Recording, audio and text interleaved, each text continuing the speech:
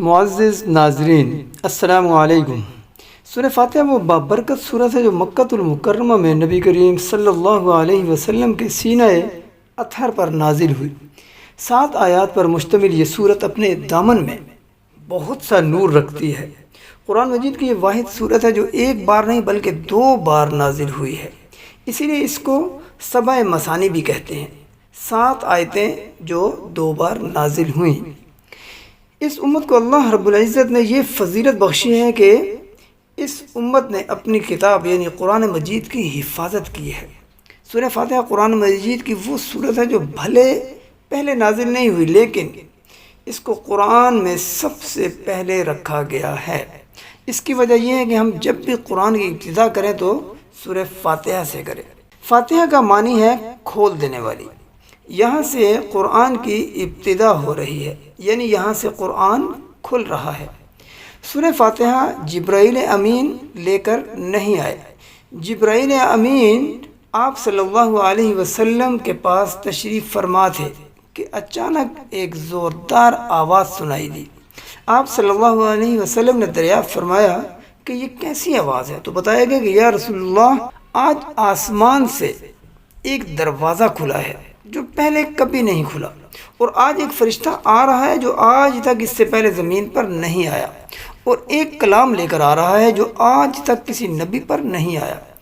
فرشتہ حاضر ہوا، اس نے 2 کلام پیش کیے، ایک سورہ فاتحہ اور دوسرا سورہ بقرہ کا آخری رکوع، آمن الرسول بما انزل الیہ من ربہ والمؤمنون سے سورہ بقرہ کے آخر تک۔ آپ صلی اللہ علیہ وسلم کو 2 نوروں کی بشارت دی گئی۔ سب سے بڑی آسمانی کتاب تورات تھی، جسے اٹھانا بھی مشکل تھا۔ نبی کریم صلی اللہ علیہ وسلم نے فرمایا، مجھے اللہ نے تورات کے بدلے میں سورہ فاتحہ دی جو 7 آیات پر مشتمل ہے۔ انجیل کے بدلے اللہ نے مجھے سورہ مائدہ دی، اور زبور کے بدلے اللہ نے حامیم والی 7 سورتیں عطا فرمائیں جو کہ 24ویں پارے کے 6 رکوع سے 26ویں پارے کے شروع تک ہیں۔ ان کی تفصیل کچھ یوں ہے۔ نمبر 1 سورہ المؤمن، حامیم تنزیل الکتاب من اللہ العزیز العلیم۔ نمبر 2 سورہ حامیم سجدہ، حامیم تنزیل من الرحمن الرحیم۔ نمبر 3 سورہ شورى، حامیم عین سین قاف۔ نمبر 4 سورہ الزخرف، حامیم والکتاب المبین انا جعلناہ قرآنا عربیا لعلکم تعقلون۔ نمبر 5 سورہ الدخان، حامیم والکتاب المبین انا انزلناہ فی لیلۃ مبارکۃ انا کنا منذرین۔ اور نمبر 6 سورہ جاثیہ، حامیم تنزیل الکتاب من اللہ العزیز الحکیم۔ نمبر 7 سورہ احقاف، حامیم تنزیل الکتاب من اللہ العزیز الحکیم۔ پھر نبی کریم صلی اللہ علیہ وسلم نے فرمایا، باقی قرآن کے ذریعے سے مجھے عزت اور فضیلت عطا فرمائی۔ امام المتقین حضرت علی المرتضیٰ کا فرمان ہے کہ اگر میں سورہ فاتحہ کی تفسیر بیان کروں یا لکھواؤں تو 70 اونٹوں پر لادی جائے گی۔ یہ خالی دعویٰ نہیں تھا۔ ایک دفعہ عشاء کی نماز پڑھا کر تشریف فرما ہوا اور فرمایا، آؤ آج میں تمہیں سورہ فاتحہ کی تفسیر سناؤں۔ بسم اللہ الرحمن الرحیم سے ابتدا کی۔ بسم اللہ کے با کا مطلب بیان کرنا شروع کیا تو فجر کی اذان ہو رہی تھی، لیکن ابھی بات چل رہی تھی۔ سبحان اللہ۔ امام راضی رحمۃ اللہ علیہ اپنے ایک خطبے میں فرمانے لگے کہ سورہ فاتحہ سے 10,000 مسائل نکلتے ہیں۔ بعض لوگوں نے ان کا اس بات پر مذاق اڑانا شروع کیا۔ یہی مذاق اڑانا تفسیر کبیر کا سبب بنا۔ فرمایا، جب لوگوں نے میرا مذاق اڑایا تو میں نے اللہ کا نام لے کر قلم اٹھایا اور لکھنا شروع کیا۔ پہلی جلد سورہ فاتحہ پر ہے۔ امت کو انہوں نے اس جلد میں 10,000 مسائل نکال کر پیش کیے ہیں۔ ناظرین، سارے اسلامی کلاموں کا خلاصہ ہے قرآن۔ قرآن کا خلاصہ ہے سورہ فاتحہ، اور سورہ فاتحہ کا خلاصہ ہے ایاک نعبد و ایاک نستعین۔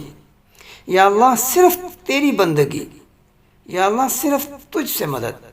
دنیا بھی اسی سے مانگنی ہے اور آخرت بھی اسی سے۔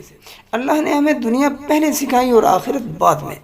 ربنا آتنا فی الدنیا حسنۃ وفی الآخرۃ حسنۃ وقنا عذاب النار۔ اس سے ظاہر ہوا ہے کہ سارے آسمانی کلاموں کا خلاصہ صرف یہی ایک جملہ ہے، ایاک نعبد و ایاک نستعین۔ بندگی صرف نماز نہیں بلکہ پوری زندگی اللہ کی چاہت میں گم ہو جائے، ڈھل جائے اور ہر صورت میں اللہ ہی کی طرف ہاتھ اٹھے۔ ایک دوسرے کی امداد باہمی کچھ اور ہے، جہاں انسان بے بس ہو اور جو صرف اللہ ہی کر سکتا ہو، ان چیزوں میں صرف اللہ کے سامنے جھولی پھیلانا، اسی کو پکارنا، اسی کے آگے ہاتھ پھیلانا اور اسی کے آگے سر جھکانا، کیونکہ اللہ کو دینے کے لیے کہیں سے مانگنا نہیں پڑتا۔ اسباب کا اختیار کرنا اور چیز ہے، جن چیزوں میں اللہ کے سوا کوئی کرنے والا نہیں، وہاں کسی کے آگے ہاتھ پھیلا دینا، یہ اللہ رب العزت کی غیرت والی ذات کو گوارا نہیں۔ قرآن توحید بتاتا ہے، رسالت بتاتا ہے اور آخرت بتاتا ہے۔ سورہ فاتحہ میں توحید بھی ہے، رسالت بھی ہے اور آخرت بھی۔ الحمدللہ رب العالمین الرحمن الرحیم، یہاں تک اللہ کی ذات، صفات اور توحید ہے۔ مالک یوم الدین، جزا، سزا اور آخرت ہے۔ ایاک نعبد و ایاک نستعین، یہ مقصد زندگی ہے۔ اہدنا الصراط المستقیم، یہ طلب ہے زندگی کی اور سب سے بڑی طلب ہدایت ہے۔ صراط الذین انعمت علیہم، یہ رسالت ہے کہ جن پر تیرا انعام ہوا۔ اولئک مع الذین انعم اللہ علیہم من النبیین والصدیقین والشہداء والصالحین وحسن اولئک رفیقا۔ نماز میں قرآن کا کوئی بھی حصہ اتنا زیادہ نہیں پڑھا جاتا جتنا کہ سورہ فاتحہ کو پڑھا جاتا ہے۔ آپ صلی اللہ علیہ وسلم نے فرمایا، اللہ نے اس سے بہتر صورت نہ انجیل میں نازل کی اور نہ قرآن میں۔ ایک اور حدیث میں نبی کریم صلی اللہ علیہ وسلم نے فرمایا کہ ارشاد ربانی ہے کہ میں نے اپنے اور بندے کے درمیان نماز کو تقسیم کر دیا ہے۔ نماز سے مراد یہاں سورہ فاتحہ ہے۔ اللہ کی نظر میں اس سورت کی اس قدر اہمیت ہے کہ اللہ نے سورہ فاتحہ کو نماز سے تعبیر کیا ہے۔ فرمایا، جب کوئی بندہ نماز میں کھڑا ہو کر کہتا ہے الحمدللہ رب العالمین، تو اللہ تعالیٰ فرماتے ہیں حمیدنی عبدی، میرے بندے نے میری حمد و ثنا کی، یعنی فرشتوں سے بڑے فخر سے کہتے ہیں۔ اور جب وہ کہتا ہے الرحمن الرحیم، بڑا مہربان اور نہایت رحم کرنے والا ہے، تو اللہ فرشتوں سے کہتے ہیں اثنا علی عبدی، میرا بندہ زبان سے میری تعریف کر رہا ہے۔ اور جب وہ کہتا ہے مالک یوم الدین، تو اللہ تعالیٰ فرشتوں سے کہتے ہیں مجدنی عبدی، میرا بندہ میری بزرگی بیان کر رہا ہے۔ اللہ اپنی ذات کو اتنے خوبصورت انداز میں بیان کرتا ہے کہ ان چار لفظوں میں اللہ سامنے آ جاتا ہے، گویا سننے والا اللہ کو سامنے دیکھ کر کہتا ہے ایاک نعبد و ایاک نستعین، اے اللہ ہم تیری ہی عبادت کرتے ہیں اور تجھ ہی سے مدد طلب کرتے ہیں۔ تو اللہ تعالیٰ فرماتے ہیں ھذا بینی و بین عبدی، میرے اور بندے کے درمیان معاہدہ ہے کہ یہ توحید پر قائم رہے گا، اور اب اس نے میرے ساتھ ایگریمنٹ بھی کر لیا اور میری تعریفیں بھی کر دیں، تو اب یہ جو مانگے گا اس کو ملے گا۔ اس جگہ اللہ نے فرمایا بڑی چیز مانگو، خود کیونکہ اللہ کی رحمت جوش میں اور اللہ کو پتہ ہے کہ میں دعا قبول کروں گا، تو اس لیے اللہ نے ہمیں اچھی دعا مانگنے کا حکم دیا جو اہم ترین تھی، اہدنا الصراط المستقیم، اے اللہ تو ہمیں سیدھے راستے پر چلا، صراط الذین انعمت علیہم غیر المغضوب علیہم ولا الضالین، آمین۔ ایک بدو طواف کر رہا تھا، یا اللہ تجھے پتہ ہے نا میں بھی بھوکا ہوں، میرے بچے بھی اور میری اونٹنی بھی۔ ایک آدمی سن رہا تھا، اس نے جلدی سے درہموں کی تھیلی نکالی اور کہا میرے بھائی قبول فرما۔ بدو نے کہا پیچھے ہٹ، تجھ سے لینا ہوتا تو اس کے گھر میں آتا، اس کے گھر میں آیا ہوں تو اسی سے لینا ہے۔ طواف سے فارغ ہوا تو اعلان ہوا فلاں ابن فلاں کہاں ہے؟ اس نے کہا میں ہوں۔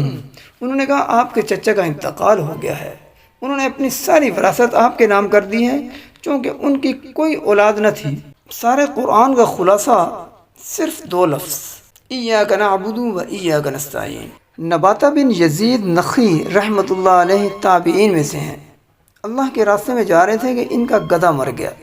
دو نفل پڑھ کر کہنے لگے اے اللہ تو بے نیاز ہے، تجھے تو کسی چیز کی ضرورت نہیں، لیکن میں تو مسافر ہوں، مجھے اس کی ضرورت ہے، اسے زندہ کر دے۔ اور ایک چھڑی ماری، قم باذن اللہ، گدھا اچھل کر کھڑا ہو گیا۔ امام شافعی فرماتے ہیں کہ میں نے اس گدھے کو دمشق کے بازار میں فروخت ہوتے دیکھا ہے۔ نباتہ پہلے فوت ہوئے تھے اور گدھا بعد میں۔ رسول اللہ صلی اللہ علیہ وسلم کے فرمان کی روشنی میں یہ صورت شفا اور دم ہے۔ اپنے آپ کو بھی اور اپنی اولاد کو بھی دم کیا کریں۔ ایک صحابی رسول سے ثابت ہے کہ انہوں نے جن اتارا اور سورہ فاتحہ پڑھ پڑھ کر پھونک مارتے گئے اور جن کے اثرات ختم ہوتے چلے گئے۔ اس لیے اگر خدا نخواستہ کسی پر جادو یا جنات کے اثرات ہوں تو سورہ فاتحہ پانی پر دم کر کے چھینٹے ماریں یا ایسے ہی پھونک ماریں، اللہ کرم کرے گا۔ ایک پیغام جو مجھے اور آپ کو سمجھنا ہے کہ اللہ کی تعریف اللہ کو بے حد پسند ہے۔ یہی وجہ ہے کہ عبداللہ ابن عباس رضی اللہ تعالیٰ عنہ فرمایا کرتے تھے، الحمدللہ ہر شکر کرنے والے کی زبان کا وتیرہ ہے۔ جب آدم علیہ السلام کو اللہ نے پیدا کیا اور روح ڈالی گئی تو سب سے پہلا کلمہ جو ان کی زبان پر آیا الحمدللہ تھا۔ نوح علیہ السلام نے بھی کہا فَقُلِ الْحَمْدُلِلَّهِ الَّذِي نَجَّانَا مِنَ الْقَوْمِ الظَّالِمِينَ، اور ابراہیم علیہ السلام نے بھی یہی کہا الحمدللہ الذی وہب لی علی الکبر اسماعیل و اسحاق۔ صحیح مسلم کی روایت ہے، نبی کریم صلی اللہ علیہ وسلم کے ایک صحابی فرماتے ہیں، قیامت کو جو ترازو قائم کیا جائے گا وہ اتنا بڑا ہوگا کہ اگر 7 آسمان اور 7 زمینیں اس ترازو کے ایک پلڑے میں رکھ دیے جائیں تو ایک پلڑا بھرے گا نہیں۔ لیکن جو بندہ اللہ کے فیصلوں پر خوش ہو کر اللہ کی تعریف بیان کرتے ہوئے زبان سے کہتا ہے الحمدللہ، تو اس مبارک کلمے سے میزان کے دونوں پلڑے نیکیوں سے بھر جائیں گے، جبکہ میزان کا ایک پلڑا 14 کے 14 طبق رکھ دینے سے بھی نہیں بھرے گا۔ اللہ رب العزت ہمیں اللہ کی کثرت سے بڑھائی تعریف اور اس کا ذکر کرنے کی توفیق عطا فرمائے، آمین۔ وما علینا الا البلاغ المبین۔